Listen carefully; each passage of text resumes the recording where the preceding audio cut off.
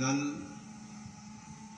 Bharatiya Janata party के सम्माननीय राष्ट्रीय अध्यक्ष आदरणीय बड़े भाई जगत प्रकाश नड्डा जी,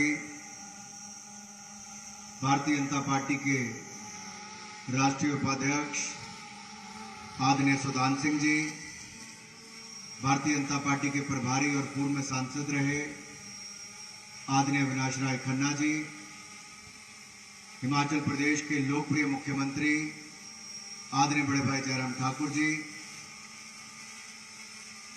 हिमाचल प्रदेश भारतीय जनता पार्टी के सम्माननीय अध्यक्ष और शिमला के लोकप्रिय सांसद आदरणीय सुरेश कश्यप जी, हिमाचल प्रदेश के सह प्रभारी आदरणीय भाई संजय टंडन जी,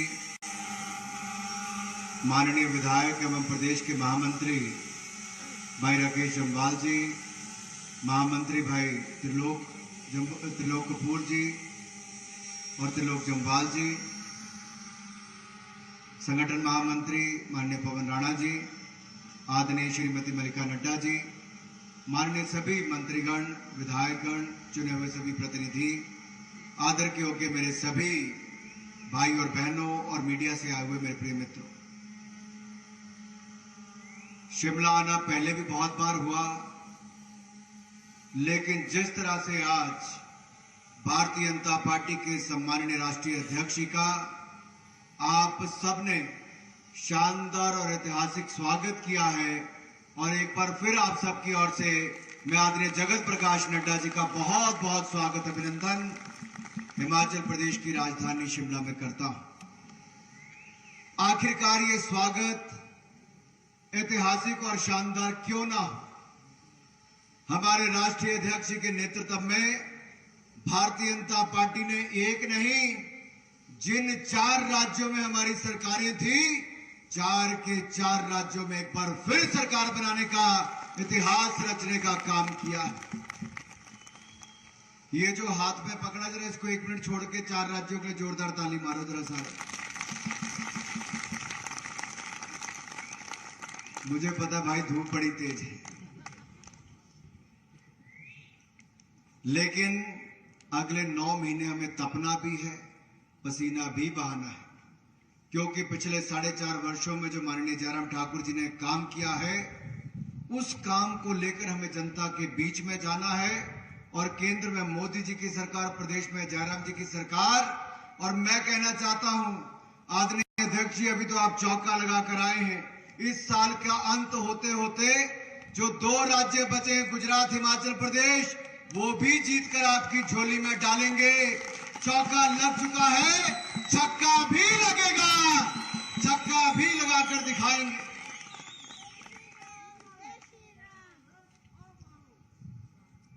मैंने कल रात को लगभग 11:40 पर आदरणीय अध्यक्ष जी को फोन किया कि थोड़ा जरूरी है, आपसे मिलना है, कुछ लोगों की ज्वाइनिंग है, मैंने उनको बताया क्या क्या करना है। रात के 11:45 बजे भी भारतीय जनता पार्टी के राष्ट्रीय अध्यक्ष जी ने समय दिया, और आम आदमी पार्टी हिमाचल प्रदेश के प्रदेशाध्यक्ष, उनके संगठन महामंत्री, उनके ऊना के अध्यक्ष, वो सारे आम आदमी पार्टी को छोड़कर भारतीय जनता पार्टी में शामिल हो गए, और सबने कहा कि हम 8-8 साल से पसीना बहा रहे हैं, पिछले 1.5 साल से तो बहुत ज्यादा काम कर रहे हैं, लेकिन जब हमारे दिल्ली के मुख्यमंत्री और पंजाब के मुख्यमंत्री आए तो किसी हिमाचली को मंच और टेम्पू पर भी रथ पर स्थान नहीं दिया। ये हिमाचलियों का अपमान था, उनका भी अपमान था। उन्होंने जो बातें कही कि किस तरह से कार्यकर्ताओं की अनदेखी होती है, किस तरह से झूठ बोलने के लिए कहा जाता है, झूठे वायदे किए जाते हैं, उन्होंने कहा हमें विश्वास ही नहीं हो रहा कि हम तो दुनिया की सबसे बड़ी पार्टी के राष्ट्रीय अध्यक्ष के साथ रात के 12 बजे भी मिल सकते हैं। ये कार्यकर्ताओं की पार्टी है, और ये हमारे राष्ट्रीय अध्यक्ष जी का जलवा है। भाई और बहनों, ये जो 4 राज्यों में ऐतिहासिक जीत हुई, मोदी जी का जलवा, वो सच ही कहते, मोदी है तो मोदी है तो भाई और बहनों। और जब हिमाचल की बात आती है तो ये तो राष्ट्रीय अध्यक्ष जी का अपना प्रदेश है। मुझे आज केवल इतना ही कहना है, राष्ट्रीय अध्यक्ष को पूरे देश में जाकर प्रचार प्रसार करना होता है। इस प्रदेश की जिम्मेदारी हमें अपने हाथों में लेनी होगी और आज हम ये प्रण लेकर जाएंगे कि नवंबर दिसंबर में जब चुनाव होंगे, भाजपा का कार्यकर्ता, हिमाचल प्रदेश की जनता एक बार फिर कमर खिलाकर भारतीय जनता पार्टी की सरकार बनाए। मित्रों, पिछले 2 सालों में बहुत कम बड़े कार्यक्रम हो पाए, लेकिन इस आपदा के समय भी देश को नेतृत्व देने का काम किया तो नरेंद्र मोदी जी ने किया। और सबसे पहली योजना कोई लाए तो गरीब कल्याण योजना लेकर आए, जो दुनिया का कोई देश नहीं कर पाया। वो नरेंद्र मोदी जी ने 80 करोड़ गरीबों को 2 साल तक मुफ्त में अनाज देने का काम किया है और अगले 6 महीने तक और देने का भी निर्णय ले लिया है। 100 साल पहले की आपदा में लोग बीमारी से कम, भूखमरी से ज्यादा मरे थे, लेकिन इस बार की बीमारी में, इस आपदा में कोई एक परिवार, एक व्यक्ति का भी ऐसा किस्सा सामने नहीं आया जहां कोई भूखमरी के कारण किसी की मृत्यु हुई हो। यह मोदी सरकार है, गरीबों की सरकार है। किसी गरीब को यह सोचना नहीं पड़ा कि वैक्सीन के लिए पैसा देना पड़ेगा। 180 करोड़ वैक्सीन लगी, लेकिन किसी को पैसा नहीं देना पड़ा। मोदी सरकार ने मुफ्त में वैक्सीन लगाने का काम भी किया, तो 180 करोड़ वैक्सीन। और हमारे हिमाचल प्रदेश में जयराम जी की सरकार ने वो करके दिखाया जो देश का कोई राज्य नहीं कर पाया। सबसे नंबर 1 वैक्सीन लगाने में हिमाचल प्रदेश आगे आया है। मेरे भाई और बहनों, उस आपदा के समय व्यापारियों को बैंकों से लोन देने का काम भी बगैर किसी गारंटी के, बगैर किसी कोलेटरल के किया। बहुत सारी योजनाओं को लाने का काम किया। मैं सारी बातें नहीं करूंगा। आज हमें आदरणीय अध्यक्ष जी को सुनना है, मुझे तो केवल खड़े होकर उनका स्वागत करना था। हमारा छोटा सा प्रदेश, 4 लोकसभा के सांसद, 3 राज्यसभा के सांसद, 70-72 लाख की आबादी, लेकिन 130 करोड़ के देश में भारतीय जनता पार्टी के राष्ट्रीय अध्यक्ष बनने का अवसर भी मिला तो आदरणीय नड्डा जी को मिला है। यह छोटी बात नहीं है, इसलिए मैं कहता हूं कि हम सबकी जिम्मेदारी बड़ी है। नड्डा जी की जिम्मेदारी को हमें अपना कर्तव्य समझकर इसको आगे संभालना है। आइए इकट्ठे मिलकर मोदी सरकार के और जयराम जी की सरकार की नीतियों को जन जन तक पहुंचाएं और फिर एक बार कमल खिलाने के लिए अपनी कमर कस लें। आप सब आए, शानदार कार्यक्रम भारतीय जनता पार्टी ने आज किया है। मैं सभी कार्यकर्ताओं को एक बार फिर नमन करता हूं, आपका आभार प्रकट करता हूं कि इस तपती धूप में भी आपने कोई उत्साह की कमी नहीं छोड़ी। एक बार अपने लिए तालियां बजा दो मेरे भाई और बहनों, और नड्डा जी का जोरदार स्वागत कर दो। बोले भारत माता की। भाई छड़ी दवाई चो थोड़ी देर, जरा दोनों मुट्ठियां बंद करके, भुजाएं ऊपर करके, भारत माता की, भारत माता की, भारत माता की, वंदे वंदे वंदे वंदे। स्वागत है जी, स्वागत है, स्वागत है जी, स्वागत है। मोदी जी को जय श्री राम, मोदी जी को जय श्री राम, जयराम जी को जय श्री राम, आप सबको जय श्री राम। बहुत बहुत धन्यवाद। जय भारत, जय हिमाचल। धन्यवाद अनुराग जी। अब मेरा विनम्र आग्रह रहेगा हिमाचल प्रदेश के लोकप्रिय यशस्वी मुख्यमंत्री श्री जयराम ठाकुर जी से, जो मंच पर आए और हम सबका मार्गदर्शन करें।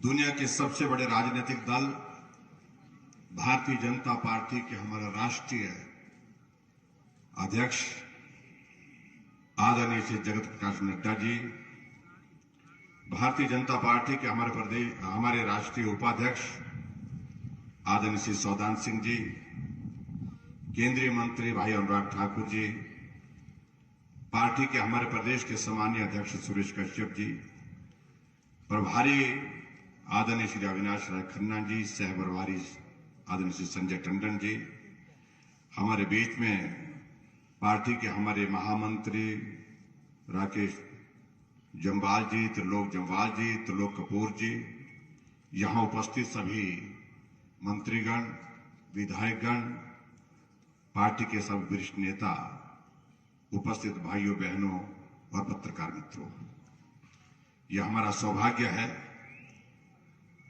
कि भारतीय जनता पार्टी के एक कार्यकर्ता के रूप में कार्य करते हुए देवभूमि हिमाचल प्रदेश से आगे बढ़ते हुए, संघर्ष करते हुए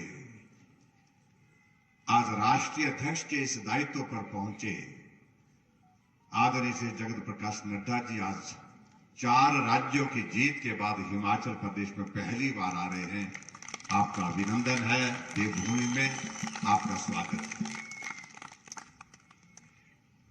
और मैं समझता हूं कि मुझे ताली से तसल्ली नहीं हुई, क्योंकि आपका एक हाथ में देख रहा हूं एंगेज है। थोड़ी देर के लिए एक बार छोड़ करके, सब छोड़ करके, खड़े होकर के एक बार ताली बजाएं तो मुझे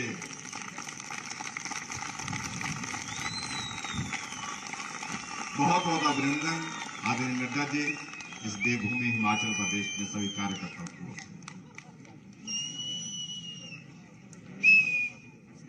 हमने आदरणीय अध्यक्ष जी को सुनना है।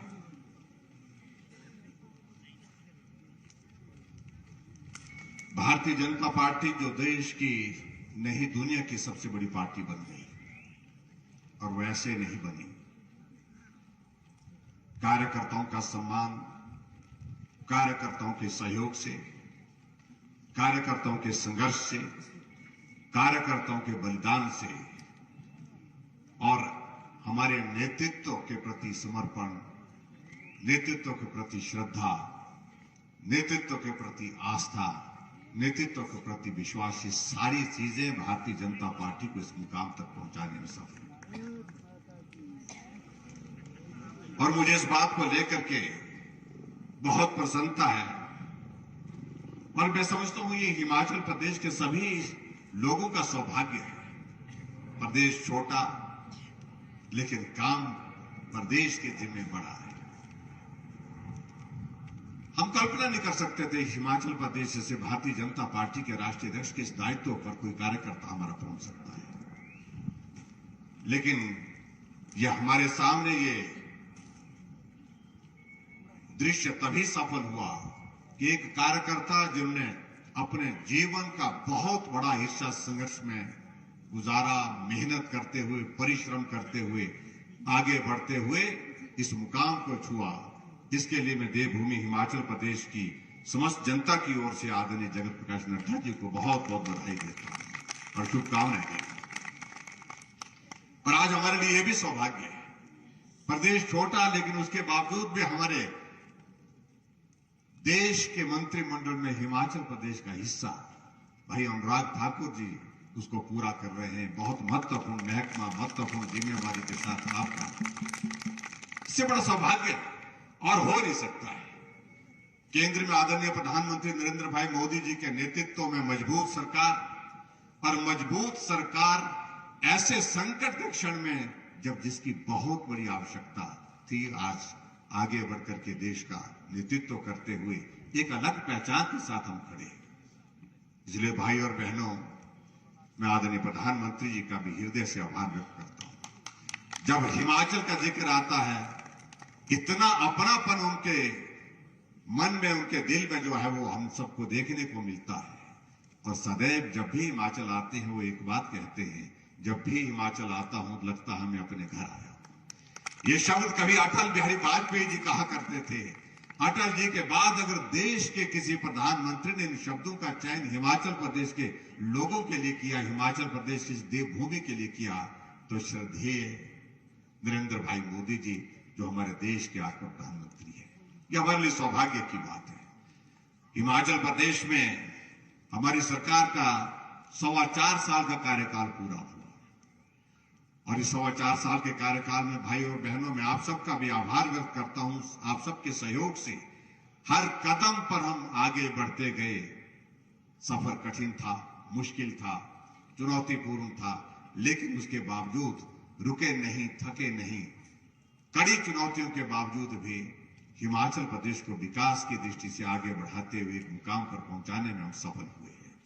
कोविड का इतना बड़ा संकट, जहां हमारे सामने प्रश्न ये खड़ा हो गया कि आदमी की जिंदगी बचाने के लिए पहले काम किया जाए या प्रदेश के विकास के काम को लेकर के आगे बढ़े, ऐसी कठिन परिस्थिति में भी आप सबका सहयोग मिला, आदमी का जीवन भी बचाया और प्रदेश के विकास के भी नए आयाम हमने हिमाचल प्रदेश में स्थापित किए।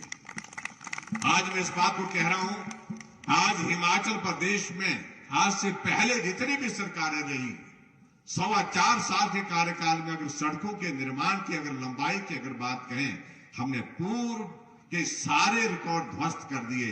हिमाचल ने वर्तमान सरकार के कार्यकाल में सड़कों के निर्माण में सबसे ज्यादा किलोमीटर सड़कें बनाने में सफलता हासिल की। ये तभी संभव हो पाया जब हिमाचल प्रदेश की जनता की ओर से भी सहयोग मिला, साथ मिला, और तब जाकर के हम आगे बढ़ने में सफल हुए। भाई और बहनों, एक नहीं अनेक बातें जिक्र करने का मन करता है, लेकिन आज के इस अवसर पर हम बहुत लंबी बात नहीं कहना चाह रहे। बजट प्रस्तुत किया और बजट प्रस्तुत करते हुए उस वक्त बहुत लोगों ने, हमारे जो विपक्ष के हमारे साथी, वो कई तरह की बातें करने की कोशिश कर रहे थे और काफी उछल कूद चल रही थी और हमेशा एक बात का जिक्र कर रहे थे कि आपका वक्त पूरा हो रहा है, हमारा शुरू हो रहा है, हम आ रहे हैं, ऐसा बोलते रहते थे। हमने कहा थोड़ा धैर्य रखिए, थोड़ा सब्र रखिए। हमने कहा आप आ कैसे रहे हैं? बोलते अभी 5 प्रदेशों का चुनाव होने जा रहा है, हम पंजाब में आ रहे हैं, उत्तराखंड में आ रहे हैं, हम गोवा में आ रहे हैं, हम मणिपुर में आ रहे हैं। हमने कहा उत्तर प्रदेश में कठिन है, लेकिन उसके बावजूद भी हम वहां पर जो है संघर्ष कर रहे हैं। और भाई और बहनों, तसल्ली तब हुई जब जिस दिन परिणाम निकला, जब वोटों की गिनती शुरू हुई और उस दिन विधानसभा के अंदर जब हम पहुंचे तो हमने सामने बैठे मित्रों को नमस्कार किया। सब जमीन तलाश रहे थे, जमीन की तरफ नजरें गड़ाए थे, नजर नहीं उठा पा रहे थे। और उसके बाद हमने उनको कहा कोई बात नहीं, होता रहता है, कोई बात नहीं। और आप देखिए किस प्रकार से जहां पंजाब के राज्य में जहां उनकी सत्ता थी, मुख्यमंत्री 2 जगह से चुनाव लड़े, दोनों जगह से चुनाव हार गए। और एक और नेता थे उनके जो बहुत ऊंची ऊंची बातों में ताली का जिक्र करते रहते थे, 3रे स्थान पर रहे। और यहां भारतीय जनता पार्टी देखिए, भारतीय जनता पार्टी जिन 4 राज्यों में थी, चारों राज्य में बहुत बड़े बहुमत के साथ फिर सत्ता में आई। और हमने उनको कहा, जो हमको सुनाते रहते थे कि यहां तो रिवाज है 5 वर्षों के बाद बदलाव का, यहां तो रिवाज है, परंपरा है, और यहां 5 वर्षों के बाद परंपरा के अनुसार सत्ता का परिवर्तन होता है। हमने कहा भाई रिवाज बदल गया है, परंपराएं भी बदल गई है। उत्तराखंड में हमारा पड़ोसी राज्य, सरकार के बाद फिर भाजपा की सरकार, उत्तर प्रदेश में भाजपा की सरकार के बाद फिर भाजपा की सरकार, गोवा में फिर भाजपा की सरकार, और मणिपुर में भी भाजपा की सरकार। आज पूरे देश के 18 राज्यों में एनडीए की सरकार, 12 राज्यों में विशुद्ध भारतीय जनता पार्टी की सरकार। अगर ये सब हो रहा है तो इससे संदेश आप सबको भी समझ लेना चाहिए कि अगर ये रिवाज बदला है 4 राज्यों में, तो हिमाचल प्रदेश में भी अब की बारी से रिवाज को बदल करके छोड़ेंगे और सरकार के बाद फिर भाजपा की सरकार हम स्थापित करेंगे। और इस बात का मुझे पूरा विश्वास है, आप सब साथियों के बलबूते में कह सकता हूं कि निश्चित रूप से इसमें सफलता हासिल होगी। आदरणीय जगत प्रकाश नड्डा जी हमारी पार्टी के राष्ट्रीय अध्यक्ष हैं, आपके नेतृत्व में ये जीत हासिल हुई है। हमारे लिए, हिमाचल वासियों के लिए स्वाभाविक रूप से ये सौभाग्य है कि हमें उस जीत के जश्न में झूमने का मौका मिला, अवसर मिला, खुशी मनाने का अवसर मिला, क्योंकि हमारा हिमाचल का कार्यकर्ता हमारी पार्टी के लिए जो कभी झंडे लगाते, पोस्टर लगाते और जाकर के छोटे छोटे नुक्कड़ सभाओं को करते हुए यहां पर पहुंचे हैं, जो राष्ट्रीय अध्यक्ष के इस दायित्व पर है। और राष्ट्रीय अध्यक्ष की अध्यक्षता में चुनाव होते हैं और चारों के चारों राज्य में भारतीय जनता पार्टी की सरकार बनती है, तो हिमाचल के हर नागरिक का, भारतीय जनता पार्टी के कार्यकर्ता का सीना चौड़ा होता है।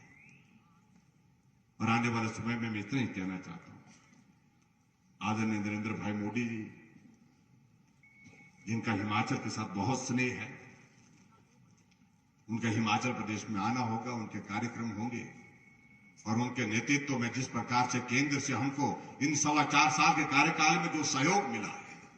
अब दिल्ली गए, हमने कहा मदद चाहिए, कोविड के कारण हमारी आर्थिक स्थिति बहुत प्रभावित हुई है, मदद मिली, एक बार में 400 करोड़ मिले। और उसके बाद मैं केंद्रीय वित्त मंत्री निर्मला सीतारमण जी का भी आभार व्यक्त करना चाहूंगा। दूसरी बार संदेश आया कि हम 200 करोड़ और दे रहे हैं, और अभी हाल ही में 15 दिन 20 दिन पहले फिर संदेश आया, हम 200 करोड़ रुपए आपको जो है स्पेशल असिस्टेंस के नाते और दे रहे हैं। 800 करोड़ रुपए स्पेशल असिस्टेंस के नाते छोटी से प्रदेश हिमाचल प्रदेश के विकास के लिए अगर केंद्र से मिलता है, प्रोजेक्ट की बात अलग से और विकास की योजनाएं अलग से, लेकिन सीधे मदद करने की दृष्टि से ये तभी संभव हो पा रहा है जब डबल इंजन की सरकार है। आदरणीय प्रधानमंत्री नरेंद्र भाई मोदी जी के नेतृत्व में केंद्र की सरकार और हिमाचल प्रदेश में भारतीय जनता पार्टी की सरकार दोनों मिलकर के प्रदेश के विकास की गति को तेज करने की कोशिश करेंगे। और आने वाले समय में जो हमारा, जिसका जिक्र भाई अनुराग ठाकुर जी कर रहे थे, थोड़ा संघर्ष का होगा, मेहनत का होगा, परिश्रम का होगा। हम रात को सोएंगे नहीं, लेकिन इतनी बात जरूर कहना चाहता हूं, हमने हिमाचल प्रदेश में एक नहीं अनेक बार भारतीय जनता पार्टी की सरकार बनाई, लेकिन अब की बार जो एक काम छूटा है सरकार के पास सरकार फिर से बनाने का, उस काम को अब की बार पूरा करेंगे, ये मैं आपके बीच में कहना चाहता हूं। और मुझे पूरा भरोसा, पूरा विश्वास इस बात को लेकर के आदरणीय जगत प्रकाश नड्डा जी के नेतृत्व में हम सफल होंगे। जहां देश के चारों राज्य में जहां चुनाव हुए, वहां भारतीय जनता पार्टी की सरकार बन गई, और हिमाचल प्रदेश तो आपका अपना है। निश्चित रूप से हिमाचल प्रदेश में भारतीय जनता पार्टी की सरकार बनेगी और हिमाचल के विकास को गति देने के लिए हम प्रयत्न करेंगे, प्रयास करेंगे। इतनी ही बात मैं कहना चाहता हूं। आप इस जीत के बाद हिमाचल प्रदेश में पहली बार आए, आपका हृदय से अभिनंदन है, स्वागत है। बहुत बहुत धन्यवाद, नमस्कार, जय हिंद, जय हिमाचल। धन्यवाद सम्माननीय मुख्यमंत्री जी, आपका बहुत बहुत धन्यवाद। सम्माननीय राष्ट्रीय अध्यक्ष जी, स्थापना दिवस के उपरांत पार्टी ने पूरे प्रदेश में महासंपर्क अभियान पद यात्रा के रूप में करने का निर्णय लिया है। 6 अप्रैल से हमारा महासंपर्क अभियान पूरे 68 की 68 विधानसभाओं में चल रहा है। इस अभियान के तहत हम 30 अप्रैल तक प्रत्येक बूथ पर, प्रत्येक घर तक पहुंचने का लक्ष्य हमारा है।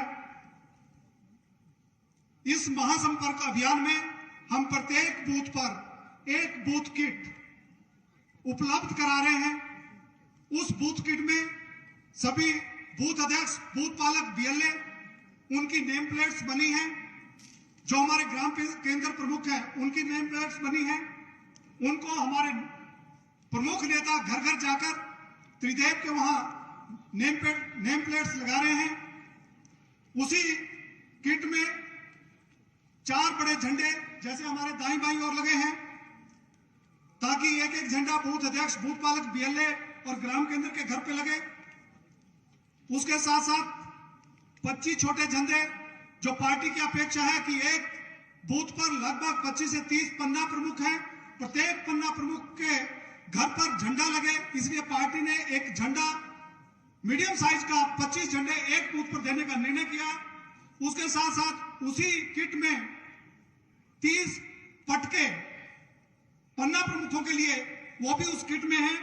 उसके साथ साथ केंद्र सरकार की उपलब्धियों का एक फोल्डर बनाकर उसमें डाला है प्रदेश सरकार की उपलब्धियां, प्रदेश सरकार का जो हमारा सरकारी कैलेंडर है, एक कैलेंडर, और जो बजट में हमारी घोषणा है, ऐसे हमने एक किट तैयार की है। मेरा विनम्र आग्रह सम्मानीय राष्ट्रीय अध्यक्ष जी से रहेगा कि 2-3 बूथ अध्यक्ष हमारे यहाँ हैं, आप उनको उनकी किट नेम प्लेट देकर सम्मानीय अध्यक्ष जी आप इस अभियान में हमको आशीर्वाद दें। अब मेरा जो हमारी बूथ पालिका है शुभ महाजन जी, मेरा विनम्र आग्रह रहेगा शुभ महाजन जी मंच पर आए, सम्मानीय राष्ट्रीय अध्यक्ष जी उनको उनकी बूथ की प्लेट देंगे। सम्मानीय राष्ट्रीय अध्यक्ष जी, ये हमारा बूथ का पैकेट है, बूथ किट है जो एक एक बूथ पर जारी है।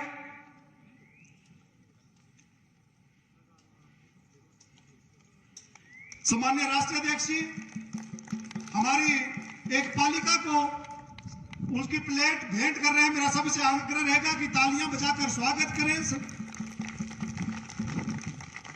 मेरा आग्रह रहेगा करण नंदा जी से, जो भी एक बूथ के पालक हैं, वो भी अपनी नेम प्लेट सम्मानीय राष्ट्रीय अध्यक्ष जी के कर कमलों से प्राप्त करें। करण नंदा जी, और साथ में तैयार रहे योगेश पुंडीर जी। योगेश पुंडीर जी भी आगे आ जाएं।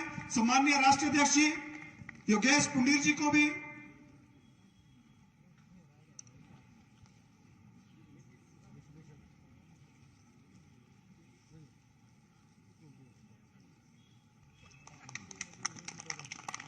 हमारे अंतिम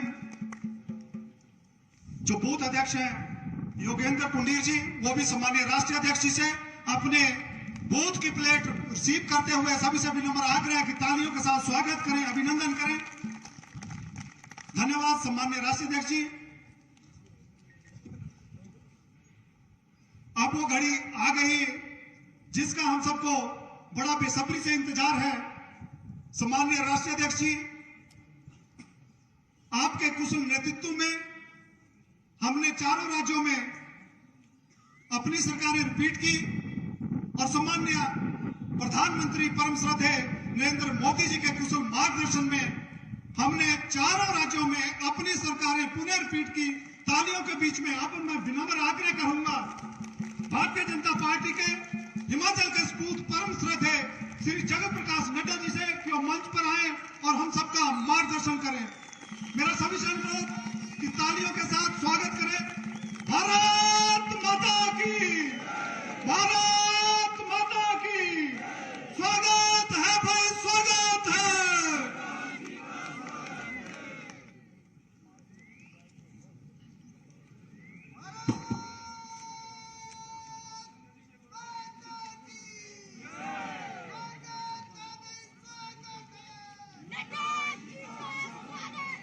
सभी बोले भारत माता की, भारत माता की, भारतीय जनता पार्टी, भारतीय जनता पार्टी। आज के इस अभिनंदन कार्यक्रम में मेरे साथ मंच पर उपस्थित हिमाचल प्रदेश के यशस्वी मुख्यमंत्री सम्मानीय जयराम ठाकुर जी, हमारे प्रदेश के जुझारू अध्यक्ष, संवेदनशील और कर्मशील अध्यक्ष डॉक्टर सुरेश कश्यप जी, हमारे राष्ट्रीय उपाध्यक्ष आदरणीय श्री सौदान सिंह जी, हमारे भारत सरकार में मंत्री और यहां हमीरपुर के लोकप्रिय सांसद मेरे छोटे भाई अनुराग ठाकुर जी, हमारे हिमाचल के प्रभारी श्री अविनाश राय खन्ना जी, हमारे सह प्रभारी श्री संजय टंडन जी, महामंत्री त्रिलोक जम्वाल जी, त्रिलोक कपूर जी, राकेश जम्वाल जी, सम्मानित मंच और यहां उपस्थित हिमाचल सरकार में सभी वरिष्ठ मंत्रीगण, सांसद बंधु, पूर्व सांसद बंधु, हमारे विधायकगण, पूर्व विधायकगण, सभी जिला के अध्यक्ष, जिला के महामंत्री, मंडल के अध्यक्ष और महामंत्री, हमारे सभी वरिष्ठ कार्यकर्ता बंधु, और मीडिया के मेरे साथी, प्रिंट मीडिया और इलेक्ट्रॉनिक मीडिया के मेरे साथी, मेरा यह सौभाग्य है कि मुझे आज आप सबके बीच में आने का सौभाग्य मिला, मौका मिला, और जिस गर्मजोशी के साथ आपने इतनी तपती धूप में मेरा अभिनंदन किया, मेरा स्वागत किया, इसके लिए मैं पार्टी के कार्यकर्ताओं की ओर से और अपनी ओर से आप सबका बहुत बहुत अभिनंदन करता हूं, स्वागत करता हूं और धन्यवाद देता हूं कि आपने मेरा जिस गर्मजोशी के साथ स्वागत किया है। मित्रों, यह स्वागत मेरा नहीं, यह भारतीय जनता पार्टी की कार्यशैली का स्वागत है। यह स्वागत मेरा नहीं, आदरणीय मोदी जी की नीतियों का, कार्यक्रम का और उनके द्वारा चलाए जा रहे राजनीतिक दृष्टि से देश के परिदृश्य में किए जा रहे कार्यों का स्वागत है। और ये मेरा स्वागत नहीं, ये भारतीय जनता पार्टी को उत्कर्ष पर ले जाने वाले लाखों करोड़ों कार्यकर्ता जो दिन रात मेहनत कर रहे हैं, ये उनका स्वागत है, मैं उनका स्वागत करता हूं। आज मैं हिमाचल आया हूं। ये वीर भूमि है, वीरों की भूमि है, ये देवभूमि है, देवी देवताओं की भूमि है। जिस पहाड़ पर देखे कोई न कोई देवी देवता विराजमान है। ऐसी वीर भूमि को और देवियों की भूमि को, देवताओं की भूमि को मैं नमन करता हूं और उनसे आशीर्वाद लेकर के अपनी बात को प्रारंभ करता हूं।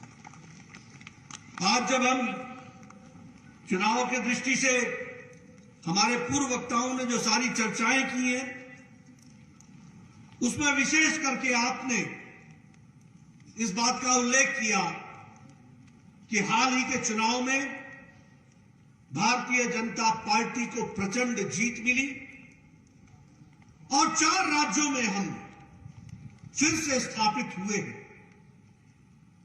यहां मैं आप सबके माध्यम से आदरणीय मोदी जी को धन्यवाद देना चाहता हूं, आप सबकी ओर से, कि उनके बताए नीतियों को, उनके बताए कार्यक्रम को, उनके द्वारा गरीब, वंचित, पीड़ित, शोषित, दलित समाज के अंतिम पायदान पर खड़ा व्यक्ति, जिसके नाम पर लोग राजनीति करते थे लेकिन उनके आंसुओं को पोंछने का काम नहीं करते थे, ये मोदी जी ने उन गरीबों की चिंता की, उन दलितों की चिंता की, उन जो समाज के अंतिम पायदान पर खड़े व्यक्ति थी उनको चिंता की और उनको मुख्य धारा में शामिल करने का जो काम किया, उसको इस चुनाव में उत्तर प्रदेश की जनता ने, गोवा की जनता ने, मणिपुर की जनता ने, उत्तराखंड की जनता ने मोहर लगा करके विजय हासिल कराई। ये हमको ध्यान रखना है। इस चुनाव में बहुत सी चीजें प्रथम बार हुई, बहुत सी चीजें प्रथम बार। उत्तर प्रदेश में प्रथम बार किसी की सरकार 38 साल बाद दोबारा रिपीट हुई। उत्तर प्रदेश में प्रथम बार कोई मुख्यमंत्री 5 साल पूरे करके दोबारा शपथ लिया है, तो यह उत्तर प्रदेश की धरती पर है। यह उत्तर प्रदेश की धरती पर पहली बार 23 जिलों में clean sweep Bharatiya Janata party की हुई। इस बात को भी हमको ध्यान में रखना चाहिए। और साथ ही साथ इंडियन नेशनल कांग्रेस के 399 सीटों पर चुनाव लड़ने पर 387 सीटों पर जमानत जब्त हुई। यह पहली बार हुआ। 389 में 377, जिसने 30 साल 40 साल राज किया हो, 70 साल से ज्यादा देश पर राज किया हो, आज उत्तर प्रदेश की धरती पर 399 में 387 सीट पर जमानत जब्त हो गई। आजकल एक नई पार्टी भी आई है, जो अपना आपा खो बैठती है। उनकी हालत क्या हुई? 377 सीटों में 377 सीटों में जमानत जब्त हुई है। यह उनकी परिस्थिति आकर के। इसलिए मित्रों, इस चुनाव में बहुत कुछ प्रथमवार हुआ है। उसी तरीके से अगर हम उत्तराखंड की बात करें, जब से राज्य बना है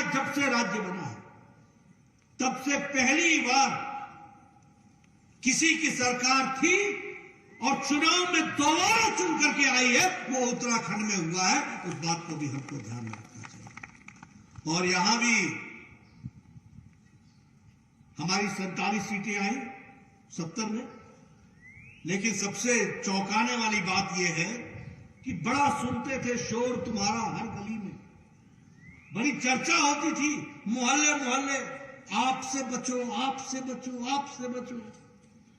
70 सीटों में 68 सीटों में जमानत जब्त हुई है। यह ध्यान रखना चाहिए। अगर हम मणिपुर की बात करें तो नॉर्थ ईस्ट में मणिपुर जाना जाता था बंद के लिए, ब्लॉकेड के लिए, स्ट्राइक के लिए, इंसर्जेंसी के लिए। पिछले 5 साल में मणिपुर जाना जाता है शांति के लिए, पीस के लिए, विकास के लिए, प्रॉस्पेरिटी के लिए, डेवलपमेंट के लिए, विकास के लिए। और इंसर्जेंसी समाप्त होकर के मुख्य धारा में शामिल होने का काम। और पहली बार नॉर्थ ईस्ट में, मणिपुर में विशुद्ध भारतीय जनता पार्टी की सरकार आई। और अगर हम गोवा की बात करें तो गोवा में भी हमें मेजॉरिटी तो मिली, लेकिन मिलने के साथ साथ वहां भी भारतीय जनता पार्टी ने पहली बार, तीसरी बार सरकार बनाई, हैट्रिक बनाया है। यह परिस्थिति आकर के खड़ी हुई। इसलिए मित्रों, ये चुनाव बहुत हमको उत्साहित भी करते हैं और नतीजे भी बताते हैं।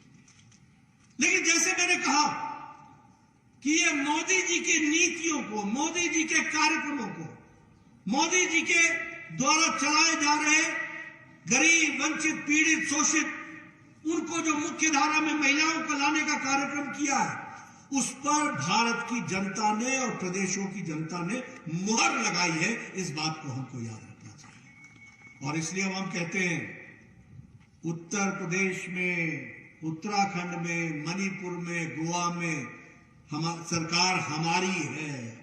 और अब हिमाचल और गुजरात की बारी है। हमको उस ओर बढ़ना है, हमको उस ओर जाना है, और उस ओर जाने के लिए हमको तैयारी करनी है। जिस तरीके से पिछले 5 सालों में काम हुआ है, उस काम को हमको याद रखते हुए और लोगों को बताते हुए जनता के बीच में जाकर के सारी बातों को रखना है। आज जब मैं यहां पर इस बात की चर्चा करता हूं तो मुझे खुशी होती है, और मैं एक पहाड़ी स्वभाव को शाबाशी भी देता हूं तो उससे दुखी भी होता हूं। शाबाशी इसलिए देता हूं कि पहाड़ी समाज, हमारे पहाड़ के लोग बड़े संतुष्ट रहने वाले लोग, शांति में रहने वाले लोग, आत्मसंतुष्टि में रहते हैं। ये बहुत अच्छी बात है। लेकिन इसके साथ साथ जो हम अच्छा काम करते हैं, उस काम को लोगों तक बताने का काम, इसमें हम कंजूसी क्यों करते हैं? ये मेरा कई बार तीस भी आती है, कई बार दिक्कत भी आती है, कई बार लोगों को बताना भी पड़ता है। मैं जानता हूं, आप लोग, बहुत से लोग ये नहीं जानते होंगे कि 5 साल के अंदर हिमाचल प्रदेश अब एक तरीके से कहा जाए तो एग्रीकल्चर की दृष्टि से, एग्रीकल्चर प्रोडक्ट्स का, और जिसको कहते हैं एडिशनल वैल्यू के साथ, वैल्यू एडिशन के साथ खड़ा होने वाला एक हब के रूप में हिमाचल प्रदेश खड़ा हो रहा है। इस बात को हमको याद रखना चाहिए। आपको जानकर के खुशी होगी कि आज अगर फूड पार्क की बात करें तो लगभग 9 फूड पार्क 5 साल के अंदर मल्टीनेशनल कंपनीज के इस हिमाचल प्रदेश में स्थापित हुए हैं। 9। यह हमको ध्यान में रखना चाहिए कि किस तरीके से विकास की दृष्टि से काम चल रहा है। हिमाचल प्रदेश आज फार्मा का हब बना हुआ है। लगभग 12 ऐसी कंपनीज हैं जिनका प्रोडक्ट दुनिया में जा रहा है और उसकी मैन्युफैक्चरिंग यूनिट्स जो है वो हिमाचल प्रदेश में है। मित्रों, एक बात ध्यान रखना, और मैं बार बार ये कहता हूं कि यहां लंबे समय तक कांग्रेस पार्टी ने राज किया और उसके बाद किसी को मौका मिला तो बीजेपी को मिला। मैं यहां डंके की चोट पर कह सकता हूं कि जब जब कांग्रेस आई है उसने हिमाचल का हक छीना है, और जब जब बीजेपी आई है उसने हिमाचल को हिमाचल का हक दिया है। इस बात को हमको याद रखना है। आप लोग भूल गए होंगे। याद करो 10वां वित्त आयोग, 11वां वित्त आयोग, याद करो जब आपका स्पेशल स्टेटस ले लिया गया था। याद करो जब सेंट्रल स्पॉन्सर्ड स्कीम में केंद्र अगर 60% देता था तो 40 आपका लगता था, और सिफारिश क्या थी कि 50-50 कर लो। यह थी मनमोहन सिंह की सरकार की सिफारिश। आपने 2014 में मोदी जी को प्रधानमंत्री बनाया। आपने नहीं डिमांड की थी, मुझे याद है अच्छी तरीके से। शांता कुमार जाया करते थे न्याय यात्रा लेकर के। मुझे याद है अच्छी तरीके से प्रेम कुमार धूमल जी दिल्ली के दरबार में अपनी बात को गुहार लगाते थे, कोई सुनने वाला नहीं था। लेकिन यहां वीरभद्र की सरकार थी।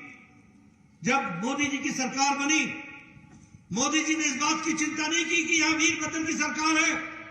मोदी जी ने इस बात की चिंता की कि हिमाचल हमारा है और हिमाचल को हिमाचल का हक मिलना है, और उन्होंने हमको स्पेशल कैटेगरी स्टेट में खड़ा किया।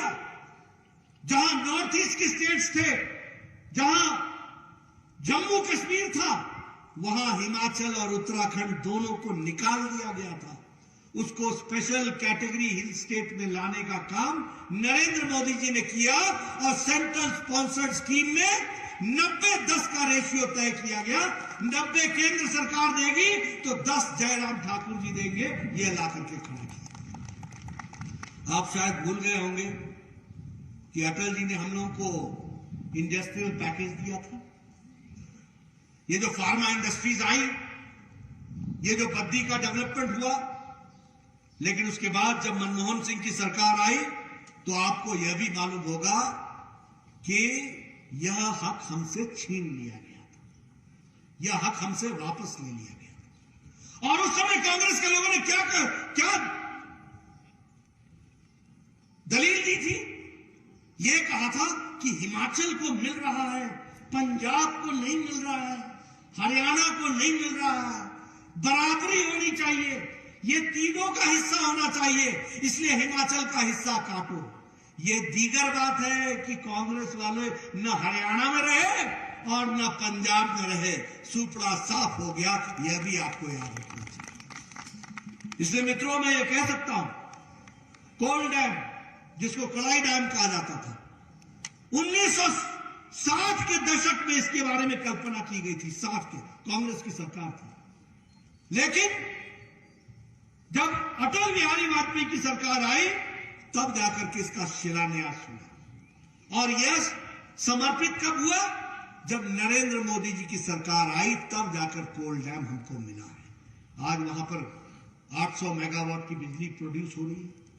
लूरी स्टेज 1, स्टेज 2 नारे लगाते थे कि लूरी स्टेज 1 होगा, स्टेज 2 होगा। उसका शिलान्यास भी नरेंद्र मोदी जी की सरकार ने रखा। आप याद कीजिए अटल टनल, अटल बिहारी वाजपेयी जी ने 2004 में इसका शिलान्यास किया था।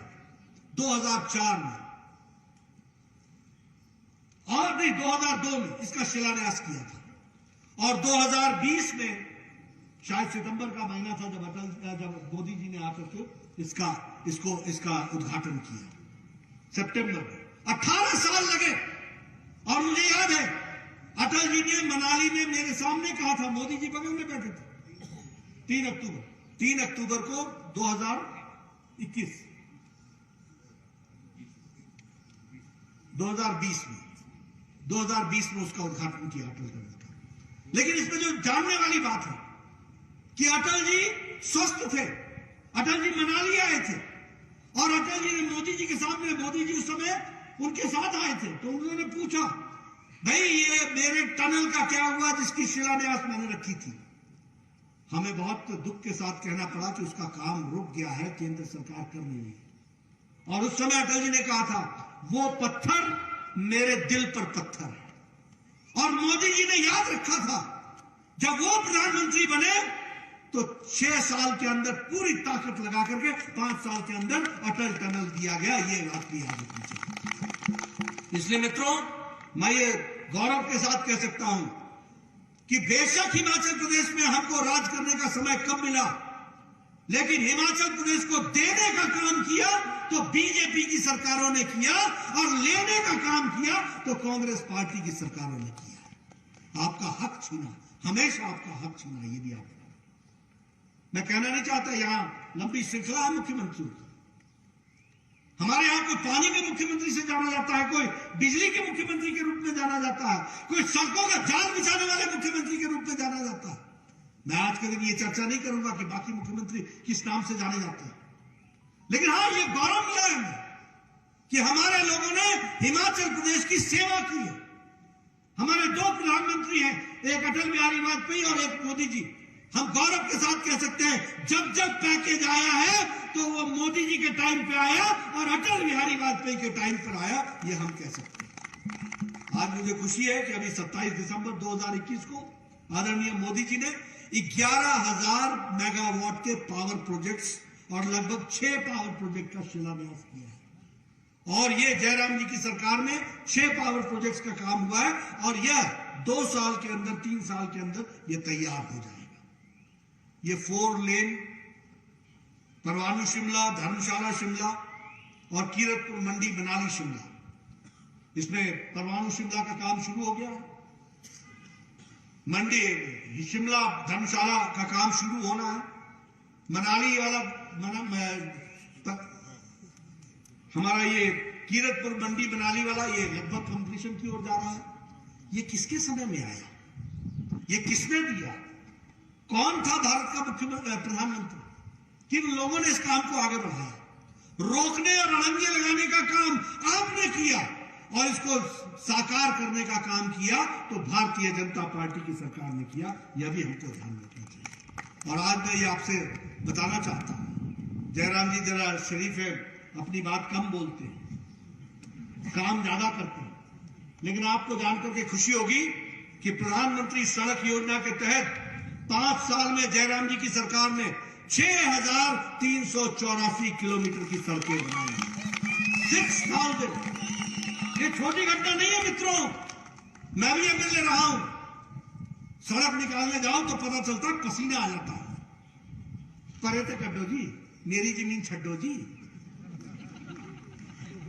पारले साइड से ले जाओ, वारले साइड में कोई कहेगा मेरे घर से ले जाओ, मोड़ी दो रास्ता।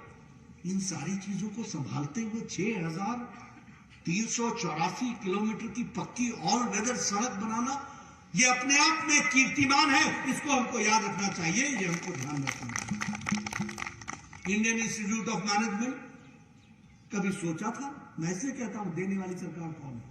कभी सोचा था कि इंडियन इंस्टीट्यूट ऑफ मैनेजमेंट बनेगा और वो भी यहां आएगा हिमाचल में, पहाड़ी इलाके में, और उस पर 392 करोड़ रुपए यानी 400 करोड़ रुपए खर्च हो गए। 45% से ज्यादा का काम हो गया। 2023 में वो समर्पित हो जाएगा। इस काम को भी जयराम जी की सरकार तीव्र गति से करा रही है और केंद्र सरकार का आशीर्वाद है। मैं अगर एम्स की बात करूं तो आप कहेगा तो आप तो स्वास्थ्य मंत्री हैं, आप तो अपनी चर्चा करेंगे ही करेंगे। अब क्यों नहीं करें? कभी सोचा था एक तरफ अगर 24 करोड़ की जनसंख्या उत्तर प्रदेश की है, उसको 2 एम्स मिलते हैं, तो यहां 70 लाख की जनसंख्या को एक ऑल इंडिया सब मेडिकल साइंस मिलता है। क्यों नहीं चर्चा करें? 1400 करोड़ रुपए खर्च हो 3 साल के अंदर। कोरोना आया, इसके बावजूद हम टाइमलाइन के अंदर इसी साल 2022 में आदरणीय प्रधानमंत्री मोदी जी के द्वारा समर्पित करेंगे हिमाचल की जनता को। यह हम गौरव के साथ बोलना चाहते हैं। क्या फर्क नहीं पड़ा है? क्या भारतीय जनता पार्टी की सरकारों ने जमीन पर काम नहीं किया? अगर मैं बात करूं मेडिकल कॉलेजेस की, कभी सोचा था कि नाहन में मेडिकल कॉलेज खुलेगा? मैं बार बार बोलता हूं, कभी सोचा था कि 355 करोड़ रुपए वहां खर्च होंगे? और कभी सोचा था कि हमीरपुर में मेडिकल कॉलेज खुलेगा और वहां भी लगभग 355 करोड़ रुपए खर्च होंगे? कभी हमने सोचा था कि दूर दराज इलाके में चंबा में मेडिकल कॉलेज खुलेगा और वहां भी 319 करोड़ रुपए खर्च होंगे? मित्रों, ये काम करने वाले पार्टी की शक्ल ही कुछ और होती है और सरकारों का काम करने का तरीका ही कुछ और होता है। एक नहीं अनेकों काम किए, और इसलिए जब हम जाते हैं तो हम कहते हैं कि हम गौरव के साथ कहते हैं कि काम किया है, रिपोर्ट कार्ड लेकर के जनता के बीच में जाएंगे, थार छाती ठोक करके जाएंगे। ये बात भी हम आपको सामने कहना चाहते हैं। आप बताइए, मैं स्वास्थ्य मंत्री रहा हूं, हिमाचल प्रदेश का भी स्वास्थ्य मंत्री रहा, मुझे मालूम है। मैं सलाम करता हूं स्वास्थ्य कर्मियों को हिमाचल प्रदेश के। आपको जानकर के खुशी होगी कि हिमाचल प्रदेश ने वैक्सीनेशन में जयराम ठाकुर के नेतृत्व में दोनों डोज में नंबर 1 पर आकर के खड़ा हुआ। और फिर मैं कहूंगा, यह छोटी घटना नहीं है। यह आपको लगता होगा कि छोटी घटना है। कहां है डोडरा कवार, कहां है मलाना, कहां है वो लाहौल स्पीति का अंतिम गांव, बड़ा बंगाल, छोटा बंगाल, कहां है ये इलाके? और वहां जाकर के इंजेक्शन देना, और एक डोज नहीं देना, दो डोज देना, और दोनों डोज में अंतर भी रख करके डोज देना, ये छोटी घटना है क्या? मित्रों, यह बताता है कि नेता की काम करने की इच्छा शक्ति हो तो धरती पर परिवर्तन आता है, और जयराम ठाकुर ने करके दिखाया है। ये मैं आपको बताऊंगा। अगर मैं बात करूं आयुष्मान भारत योजना की, हमारे केंद्र सरकार ने दिया, लेकिन हमने दिया तो वेस्ट बंगाल में भी था। वहां पर लगभग 1 करोड़ लोग इस स्कीम से वंचित हैं, और हिमाचल प्रदेश में 1,25,000 लोग इसका लाभ उठा रहे हैं। यह आयुष्मान भारत का हेल्थ कवरेज का तरीका है, वो भी हमको ध्यान में रखना चाहिए। प्रधानमंत्री उज्ज्वला योजना, इसमें भी 1,37,000 लोग, यहां का लोग, हमारी बहनें लाभ उठा रही हैं। प्रधानमंत्री किसान सम्मान निधि, अब यह सम्मान निधि तो हमने वेस्ट बंगाल को भी दिया, यह सम्मान निधि तो मैंने अन्य प्रदेशों को भी आदरणीय मोदी जी ने दिया, लेकिन इसका लाभ उठाने का काम हिमाचल प्रदेश ने किया है।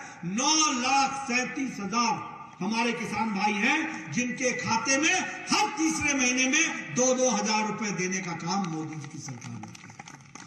यह काम किया है जिस काम को लेकर के हम चले। जल जीवन मिशन, 8.37 लाख घरों को कनेक्शन दिया गया है। अब इसमें भी मैं आपको बताना चाहता हूं, 2 साल के अंदर 8,37,000 लोगों को कनेक्शन दिया, और पिछले 40 साल में जिसमें सबसे बड़ा कंट्रीब्यूशन शांता कुमार जी का है, जिसको हम पानी वाले मुख्यमंत्री कहते हैं, उन्होंने 40 साल में, धूमल जी बाकी सब मिला ले, उस समय जाकर के 8 लाख हमने क्रॉस किया था, और इस 2 सालों के अंदर केंद्र सरकार ने जल जीवन मिशन दिया, और जयराम ठाकुर जी ने 8,37,000 जल का कनेक्शन पहुंचाया है। यह भी हमको याद रखना चाहिए। और 1,814 करोड़ रुपए पिछले 2 सालों में खर्च हुए हैं हिमाचल की धरती पर। यह भी हमको याद रखना चाहिए। मैं चाहूंगा हमारे कार्यकर्ता इन आंकड़ों को लेकर के जाएं, और मैं चाहूंगा कि मेरे पत्रकार भाई, राजनीति नमस्ते जी, हेलो जी, हाय जी, ये नहीं है। राजनीति उसको कहते हैं जो हिमाचल की तस्वीर और तकदीर बदलने के लिए संकल्प लेता है, उसको राजनीति। हमको तगमा पहनने नहीं आए हैं, हमको कुर्सी से चिपकने नहीं आए हैं, हमको विधायक जी कहने नहीं आए हैं, हमको मंत्री जी कहलाने नहीं आए हैं। हम लोगों की सेवा करने आए हैं, और इसलिए सेवा की बात जो करते हैं वो हम आपके सामने ये काम किए हमने। हमसे किसी ने कहा चुनाव आ गए, मैंने कहा तो डरो तुम, हम नहीं। तुम डरो, क्योंकि तुम्हारा करतूत बताएगी, और तुम्हारे करतूत को रखना मेरा काम है। मैं जाकर के जनता के बीच में बताऊंगा कि हमने क्या किया है। यहां खड़े रख रहा हूं मैं चाहता हूं पत्रकार बंधु से पूछें, हम बताना चाहते हैं। आप बताइए, मुख्यमंत्री स्वावलंबन योजना में टोटल इन्वेस्टमेंट 601 करोड़ रुपए हुआ है पिछले 5 साल में। मुख्यमंत्री स्वावलंबन योजना में 3690 यूनिट्स को अप्रूवल दी गई है और एम्प्लॉयमेंट में 10,222 लोगों को एम्प्लॉयमेंट दी गई है। ये काम हुआ है।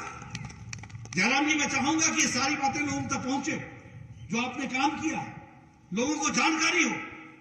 आप इतना अच्छा काम करें, वो सारी की सारी चीजें नीचे जमीन में लोगों के जानकारी में, जहन में आना है और किया है। हिमाचल की तस्वीर बदली है, तकदीर बदली है। 6,000 किलोमीटर से ज्यादा सड़क बनाई है। ये कोई छोटी घटना है? इसी तरीके से अगर हम बात करें, आप मेडिकल डिवाइस पार्क बना रहे हैं, 261 करोड़ रुपए नालागढ़ में बन रहा है। मैं देख रहा हूं यहां हमारे ठाकुर साहब बैठे हैं। ठाकुर साहब, जम के जाके बताइए, नालागढ़ पार्क बन रहा है केएल ठाकुर जी, और वहां पर लगभग 265 एकड़ की जमीन में 261 करोड़ रुपए खर्च हो रहे हैं। ये आपकी धरती पर खर्च हो रहे हैं। अब आप थल्ले वल्ले नहीं करेंगे तो और क्या करेंगे? बाकी सबको थल्ले थल्ले करना आपका काम है। ये राजनीतिक दृष्टि से हमको समझने की जरूरत है। बल्क ड्रग पार्क बनाने की बात है, उसको भी हम लोगों ने पूरी ताकत से रखा है। और मैं और अनुराग ठाकुर जी जयराम ठाकुर के वकील बनकर के भारत सरकार में खड़े रहते हैं। इस बात को मैं आपको बताऊंगा, हम लोगों ने इस काम को आगे बढ़ाया। आपने ग्लोबल समिट किया। ग्लोबल समिट में आपने 97,000 करोड़ रुपए का आपने MOU किया, जिसमें से 41,853 करोड़ रुपए आपने उसको अप्रूव करके उसको इंप्लीमेंट कराया है। ये छोटी घटना नहीं है। अगर हमने 1,27,000 लोगों को आयुष्मान भारत से जोड़ा, तो आपने मुख्यमंत्री हिम केयर में 5,40,000 लोगों को जोड़ने का काम किया। यानी हिमाचल प्रदेश में कोई बच न जाए परिवार, इसकी आपने चिंता की है। और इसके साथ साथ आपने मुख्यमंत्री सहारा योजना के तहत 18,000 पेशेंट्स को रजिस्टर किया है। ये छोटी घटना नहीं है मित्रों। मुझे याद है, हम MLA होते थे आपके साथ, मुख्यमंत्री जी इसका ऑपरेशन होना है, हार्ट का, इसका किडनी का ऑपरेशन होना है, इसको आप पैसा दे दीजिए। मुख्यमंत्री जी, ये इसके लिए आप हमको पैसा दे दीजिए। मैं स्वास्थ्य मंत्री था, स्वास्थ्य मंत्री जी आप जरा सिफारिश कर दीजिए। आज 18,000 लोगों को रजिस्टर किया गया है और उन पर 3,040 करोड़ रुपए खर्च हुए। ये मैं आपके सामने 340 करोड़ रुपए, 340 करोड़ रुपए। ये बदलता हिमाचल है।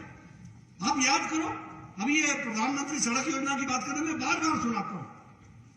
मैं जब 98 में 94 में MLA था, तो किसी सड़क पर मुझे 40,000 रुपए मिल जाते थे, तो एक्सीएन आकर के मुझे बोलता था, भैया सर आप ऐसा कीजिए, आप मुझे कोई सड़क बता दीजिए जिस पर ये मैं 40,000 लगा दूं, क्योंकि आपके यहां बनने वाली सड़कें तो 20 हैं, तो 40,000 में क्या लगेगा? तो ये तो ऊंट के मुंह में जीरा होगा। आप बताइए, एक सड़क पर लगा दें। आजकल मैं एक सड़क पर पैसा देता हूं, मैं कहता हूं 12 करोड़ रुपए इस पर सड़क दे, तो हमारे यहां तुरंत मुड़ करके हमारा MLA कहता नहीं, मजा नहीं आया, 15 कर दो, 15 एक ही किस्त में बन गया। ये कभी सुना था 12 करोड़ और 15 करोड़? ये बदलता हिमाचल, ये बदलता भारत, ये तस्वीर हमने अपनी आंखों से देखी है, जो मैं आपके सामने बयां कर रहा हूं। ये हमने परिवर्तन देखा है। इन बातों को हमको समझना चाहिए। उसी तरीके से मैं स्वास्थ्य मंत्री था, बिलासपुर में ट्रॉमा यूनिट लाते लाते मेरा पसीना बह गया, हाथ पांव ठंडे पड़ गए। आज आपको 6 ट्रॉमा यूनिट मिला हुआ है, और 6 ट्रॉमा यूनिट में आप 29 करोड़ रुपए खर्च कर रहे हैं। 29 करोड़ रुपए मैं ऐसे बोल रहा हूं जैसे ये लो भैया रेजगारी, 29 करोड़ रुपए खर्च हो रहे, काम चल रहा। कभी सोचा था कि हिमाचल प्रदेश में लेवल 3 लेवल 2 का हमको ट्रॉमा सेंटर मिलेगा? आज वो भी मिल गया है। मुख्यमंत्री गृहिणी योजना के तहत आप लगभग 3,23,000 बेनिफिशियरीज को, हमारे बहनों को आप टच कर रहे हैं, उनको आप सहायता दे रहे हैं। आप बताइए, शिमला के स्मार्ट सिटी के लिए 194 करोड़ रुपए अगर केंद्र सरकार ने दिया है, तो 190 करोड़ रुपए जयराम जी ने स्मार्ट सिटी में शिमला के लिए दिया है। ये हम बताना चाहते हैं। मैं शिमला में खड़ा हूं, 190 करोड़ जयराम जी ने दिया है और 194 करोड़ केंद्र की सरकार ने दिया है, और यूटिलाइजेशन लगभग 253 करोड़ रुपए का हो गया है। हमारे जो स्लम ड्वेलर्स हैं, उनको 2 बिस्वा जमीन देने का तय किया कि नहीं किया? तय किया कि नहीं किया? सारे हिमाचल प्रदेश में। और शिमला में लगभग इनकी संख्या 3,000 है। अब मैं शिमला की धरती पर खड़ा हूं। कभी हमारे लोग सोचते थे, कभी कोई वाल्मीकि भाई, कोई समाज, कोई सफाई कर्मचारी सोच सकता था कि उसकी शिमला में अपनी जमीन होगी? यह मुख्यमंत्री जयराम ठाकुर ने और उनकी सरकार ने करके दिया है। इस बात को भी हमको याद है। इसलिए मैं कहता हूं, ये गरीबों की सरकार है, ये वंचितों की सरकार है, पीड़ितों की सरकार है, ये शोषितों को मुख्य धारा में लाने वाली सरकार है। ये हमको समझना चाहिए। अभी शिमला में आपके यहाँ न्यू ब्लॉक आईजीएमसी में बन रहा है और 700 गाड़ियों की पार्किंग का सोचा जा रहा है। और मैं तो खुश भी होता हूं और अपने उन दिनों को भी याद करता हूं कि कई बार सोचता था हॉस्पिटल पैदल ही चले जाऊं, गाड़ी पार्क करूंगा तो करूंगा कहां। पेशेंट का जो हाल होता था, शिमला में दूर दराज से आते थे, वो गाड़ी कहां पार्क करें यह समस्या होती थी। एक अगर पेशेंट के साथ अटेंडेंट चाहिए था तो एक गाड़ी के साथ भी एक अटेंडेंट चाहिए था कि गाड़ी को कहां लाए। जब देखो तो एक पुलिस वाला आ जाए, यहां से हटाओ गाड़ी, यहां से हटाओ गाड़ी। आज 700 गाड़ियों की पार्किंग आपको मिल रही है। ये छोटी घटना है क्या? और मैं आपको बता रहा हूं, ये आपको बताना चाहिए मुझे। ये हमको समझना चाहिए कि काम कितना हुआ। अगर मैं पार्किंग कॉम्प्लेक्स की बात करूं ऑडिटोरियम के सामने, तो उसमें 400 गाड़ियों का अलग से व्यवस्था की गई है। अगर मैं बात करूं कि आप विकास नगर में 400 गाड़ियों की पार्किंग की गई है। नहीं तो हमको ये भी सुनने को मिलता था, विकास नगर से खबर क्या आती थी, इसका शीशा टूट गया, उसका लुकिंग ग्लास चला गया, इसका फलाना चला गया। आज पार्किंग आपको वहां पर भी 400 गाड़ियों की मिली। ये बदलता शिमला नहीं है क्या दोस्त? मैं सही बोल रहा हूं क्या? अगर सही बोल रहा हूं तो एक बार हाँ बोल दो। धूप तो है ही है, वो तो कम होगी नहीं। लेकिन हाँ, इन बातों को हमको ध्यान में रखने की जरूरत है और इन सब चीजों को आपके साथ में शेयर करना चाहता हूं। ये आपसे मैं कहना चाहता हूं। धर्मशाला की जो सिटी स्मार्ट सिटी है, उसमें 194 करोड़ रुपए खर्च हुए। तो एक तरीके से देखा जाए तो विकास के नए आयाम स्थापित हुए। मित्रों, यहां मैं एक बात जरूर कहना चाहता हूं कि मोदी जी ने भारत की राजनीति की संस्कृति बदल दी। हमने इतनी देर तक आपसे भाषण दिया, हम इतनी देर से आपसे बात कर रहे हैं। हम क्या कर रहे हैं? हम अपना रिपोर्ट कार्ड रख रहे हैं। जो कहा था वो किया है, जो कहेंगे वो करेंगे। ये ताकत है तो भारतीय जनता पार्टी। ये सिर्फ भारतीय जनता पार्टी में। दूसरी पार्टियों में क्या ताकत है? भाई को भाई से लड़ाओ, इलाके को इलाके से लड़ाओ। पहले बताओ, तू सतलज पार का है, मैं वार का हूं। दरिया पार दरिया वार, पहाड़ पार पहाड़ वार। इलाके को झगड़ा लगाओ। मुझे याद है, मैं समझता था जब मैं एमएलए बना तो मैं समझने लगा कि यार कांग्रेस इतने सालों तक काम क्यों नहीं करती थी। तो मुझे कांग्रेसी ने बताया, नड्डा जी जरा हौले हौले। मैंने कहा हौले हौले क्यों? बोला हमने इतने साल मजे में निकाल दिए, आप तो ऐसे आए तूफान एक्सप्रेस में कि सारे काम आपने 5 साल में ही पूरे कर देने। मैंने कहा भैया हम तो गरीब की चिंता करने वाले।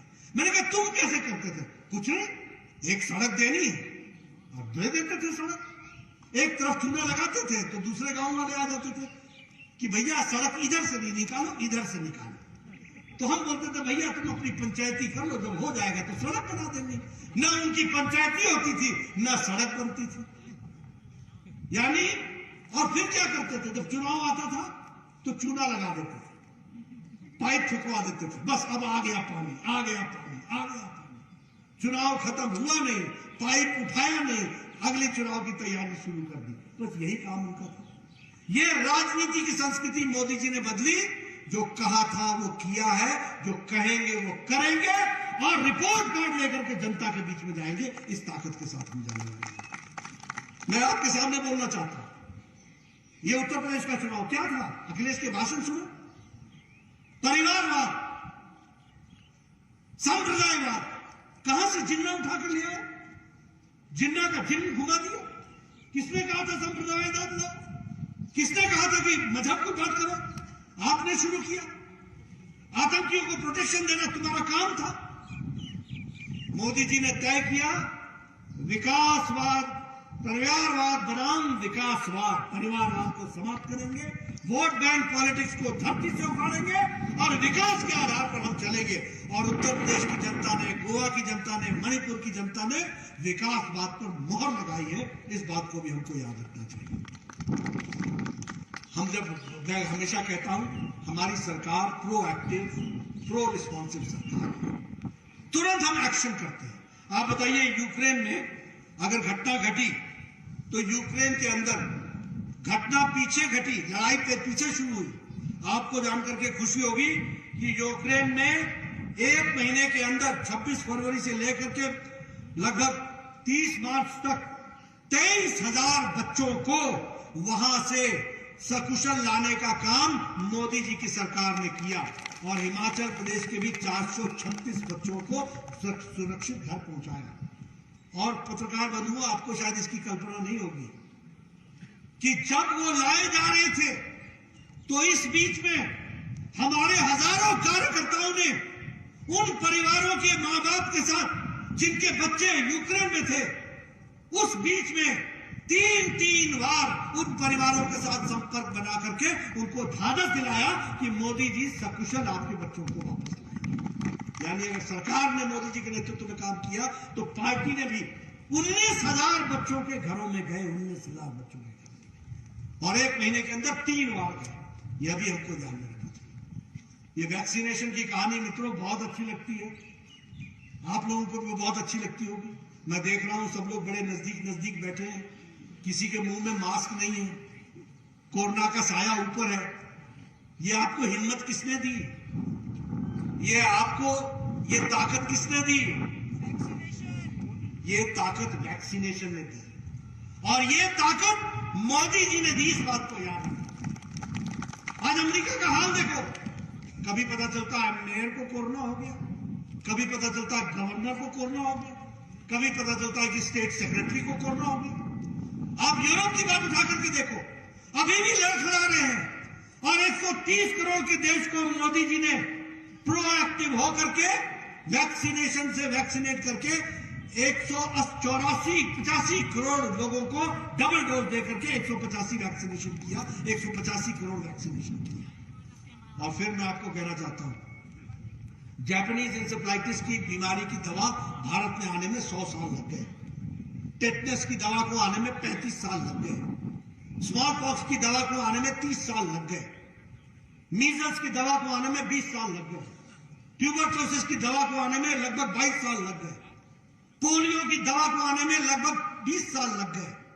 और यहां जनवरी के 2020 में कोरोना आया, अप्रैल में मोदी जी ने टास्क फोर्स बैठाया और 9 महीने के अंदर एक नहीं 2 वैक्सीन 9 महीने के अंदर देश को दी और दुनिया को दी। इसलिए प्रोएक्टिव काम करने का तो तरीका है, वो भी हमको ध्यान रखना चाहिए। अगर उरी की घटना घटी तो 1 हफ्ते के अंदर सर्जिकल स्ट्राइक हुई। अगर पुलवामा घटा तो ये भारत का प्रधानमंत्री था जिसने मोदी जी ने कहा कि तुमने बहुत बड़ी गलती कर दी है और तुमको इसका खमियाजा भुगतना पड़ेगा। और 1 हफ्ते के अंदर सर्जिकल से एयर स्ट्राइक करके नष्ट नाबूद कर दिए उनके कैंप्स को। यह मोदी जी की सरकार ने किया। ये प्रोएक्टिव सरकार है, ये प्रो रिस्पॉन्सिबल सरकार है। ये जो कहती है वो करती है। अगर विकास की दृष्टि से काम कर रहे हैं तो उसको भी हमने आगे बढ़ाने का काम किया। इसलिए अब अगर कोरोना आया तो आप बताइए, प्रधानमंत्री गरीब कल्याण अन्न योजना आया कि नहीं आया? वर्ल्ड हेल्थ ऑर्गेनाइजेशन का डॉक्टर टेड्रोस डायरेक्टर बोलता है कि we should learn from India, हमको भारत से सीखना चाहिए कि उन्होंने कोरोना के कारण लॉकडाउन में लोगों की अर्थव्यवस्था अस्त व्यस्त हो सकती है, एक गरीब आदमी के लिए खाने की दिक्कत आ सकती है, और मोदी जी ने जो 80 करोड़ की जनता को यह व्यवस्था दी है और कोरोना के समय से लेकर के सितंबर माह आने वाला है तब तक के लिए 80 करोड़ की जनता को जो राशन दिया है वो हमको समझना चाहिए प्रोएक्टिव रोल क्या होता है। 1,25,000 करोड़ रुपए खर्च किया जा रहा है हमारे पैकेज के लिए जो कोरोना की दृष्टि से किया जा रहा है। इसलिए मित्रों, मैं एक ही बात कहना चाहूंगा कि मोदी जी ने जब देश की संस्कृति राजनीति की बदली है और हम सब लोग जो कार्यकर्ता आज इस जोश के साथ यहां पर आए हैं, इतने धूप में आप सब लोग बैठे रहे, मैं आपको दाद देता हूं, आपकी तारीफ भी करता हूं, आपको धन्यवाद भी देता हूं। मैंने अपने वक्तव्य के साथ तो न्याय करने की कोशिश की है, लेकिन आपके साथ थोड़ा अन्याय जरूर किया होगा मैंने, उसके लिए मुझे क्षमा कर देना। लेकिन हाँ, आया था कई दिनों बाद अब सोचा बार बार कहा आपसे चर्चा करूं, आया हूं तो कुछ बातों की चर्चा मैं कर लूं, वो करने का प्रयास किया है। मित्रों, आपसे मैं एक ही गुजारिश करना चाहता हूं, आने वाले समय में हम हिमाचल प्रदेश में भी भारतीय जनता पार्टी का परचम लहराएंगे। उसके लिए हमको काम में जुटना है, पूरी ताकत लगानी है। और हम जानते हैं कि हमारे सामने खड़े लोग जो हैं उनके पास न ताकत है, न नीयत है, न नीति है, न कार्यक्रम है, न कार्यकर्ता है, न नेता है, न नेतृत्व है। हमारे पास नेता है, नीति है, कार्यक्रम है, कार्यकर्ता है, कार्य करने की इच्छा शक्ति है। इस बात को लेकर के हमको आगे बढ़ना है और मुझे पूरा विश्वास है कि आप सब लोग आगे बढ़ेंगे और हिमाचल प्रदेश में और गुजरात में आने वाले समय में भारतीय जनता पार्टी का परचम लहराएगा और हम पूरी ताकत के साथ हिमाचल की सेवा की है, आगे भी करेंगे और हिमाचल को आगे ले जाएंगे, सरताज बनाएंगे। इन्हीं शब्दों के साथ बहुत बहुत धन्यवाद। आपने मेरी बात सुनी, आपको बहुत धन्यवाद।